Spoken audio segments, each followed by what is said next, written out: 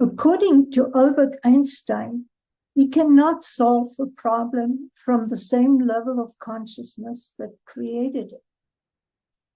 My name is Corinna Stoffel, and I'm the host of Toward a New World. The world seems to be falling apart. Are you as frustrated as I am with the talk about how to fix things or what needs to change, yet nothing changes? In the episodes, I invite people to look from different perspectives, sometimes even contrary to the current points of view. My intention is to evoke a different level of consciousness by empowering listeners to explore what is true for them and begin to live their lives from that place, thus changing their lives and through the world. If this appeals to you, I ask you to subscribe to the podcast on this channel. Hello and welcome.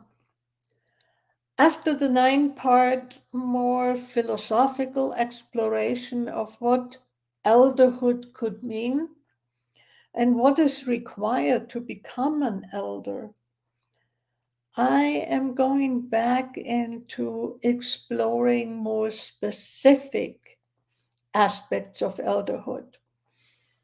Last time I talked about bringing back rites of passage. And elders play a big role in that aspect. And there are two different arenas in which elders can actually play a major role in conjunction with youth. So let's go with one.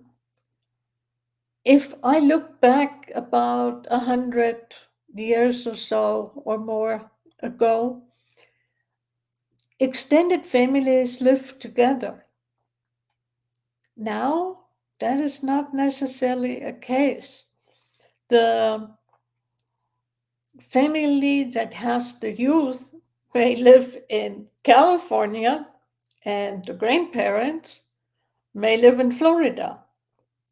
So it used to be when they lived together that the role of the grandparents were different in the life of a youth from the role of the parents.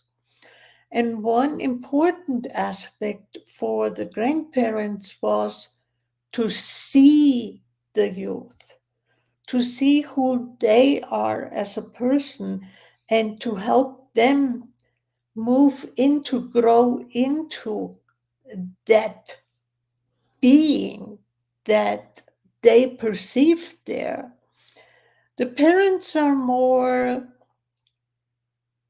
acculturating the kids. So they fit into society, fit into culture, and teaching them that. Uh, Youth have a need to be seen.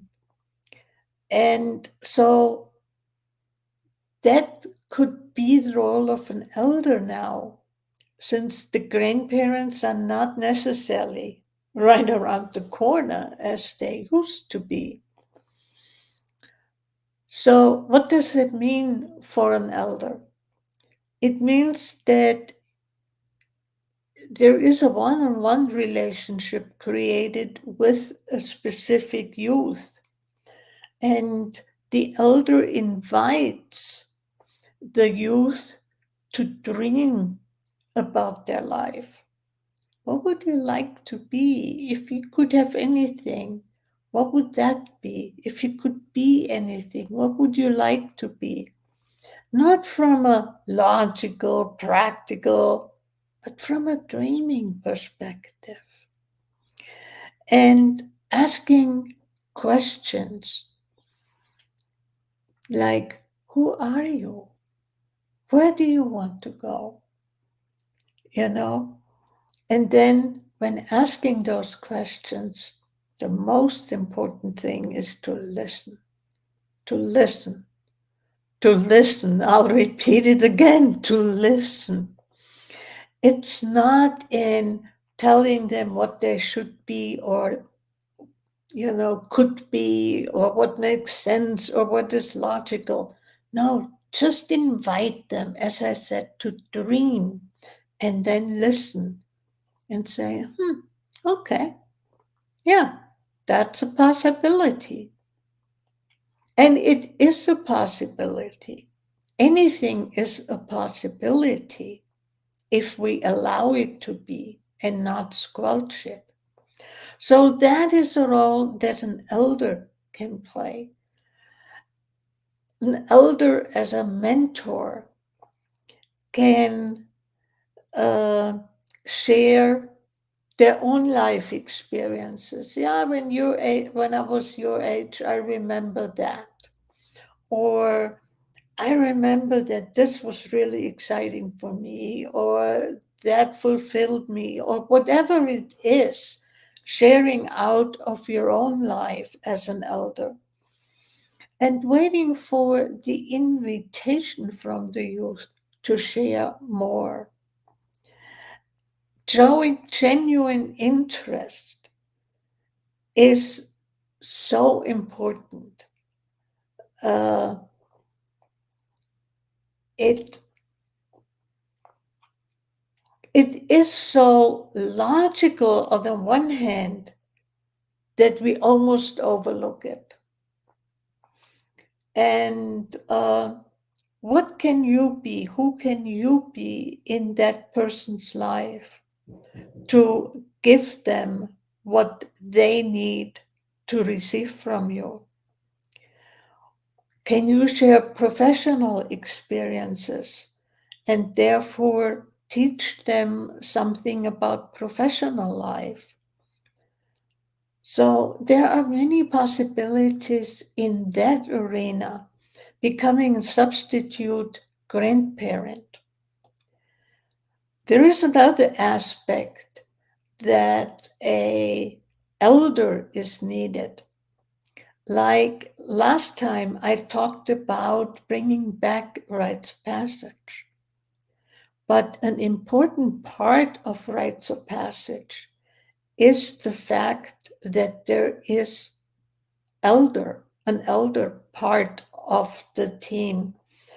There may be elders, and especially important that there are elders that can receive the youth coming back from that rite of passage experience. Yes, it takes trained rite of passage guides to guide a youth through the process of the experience, through the ritual, through the ceremony. But then listening, again, as I said, listening is so important. And how much are we listening to youth? That is, now let me backtrack. A rite of passage is important because from birth, there is this physical maturation process through being a toddler, a baby, a toddler, a child, an adolescent. And then they become adults, and the physical maturation process to some extent is finished. But what about the psychological, spiritual maturation process?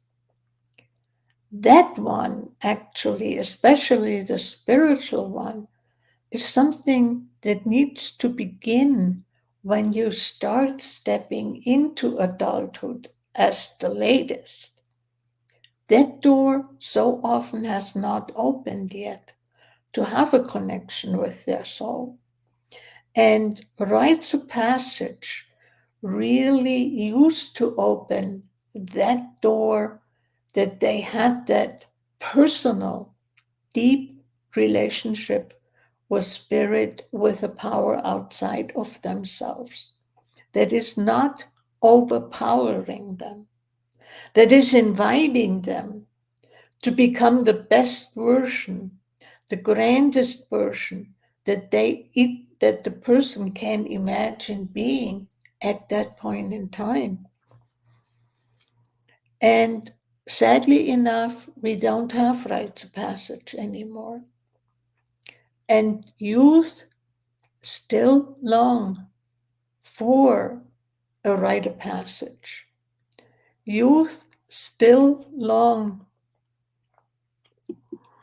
for the knowing that they're seen. And I can only imagine, if you think that at the age of 36, I was still fascinated with going through a rite of passage and marking my transition into adulthood, how much more important that is for a youth. And I remember how important it was for my daughter to do that. So, bringing rites of passage back, we do have the need for elders. And as I said, I envision trained guides to be the container for that ceremony. But we need that ceremony for people to become who they are, to move forward into what I call humanity 2.0. And in order to do that, we need to envision what life could be in humanity 2.0, how humanity 2.0 could look like. And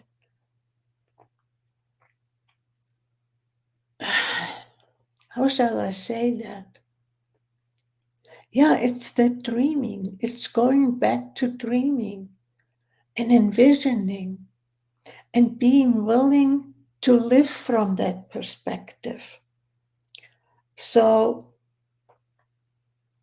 let me share a recent experience. I was honored that I could listen to a rite of passage experience of someone that I've known for many years. And listening to the story deeply touched me. The trust that that young person expressed by telling me the story touched me. And on top of it, I was so moved by being able to, again, after almost 10 years of not doing it, to reflect back on the story. And yes, I am a trained rite of passage guide. I have learned to do that.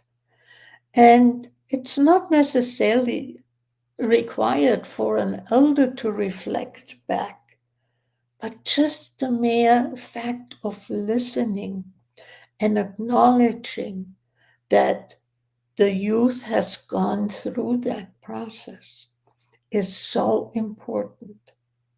Where can we go? What can we do as elders to bring back a vital ceremony, a vital aspect for youth? And as I said in the last episode, how often do youth try to initiate themselves? And not having elders, it doesn't quite work, because it takes that wisdom, that life experience to receive the youth, to acknowledge that. So I invite you to sit with that and to listen to it, to explore this further, and see where that appeals to you. And I will put ways to contact me if you are interested in receiving more information. There will be links in the show notes. So please go through and let's bring something that is so vital back into our culture that we may really move where we need to move out of where we are into a new world. We are at that cusp. So take care. Bye bye.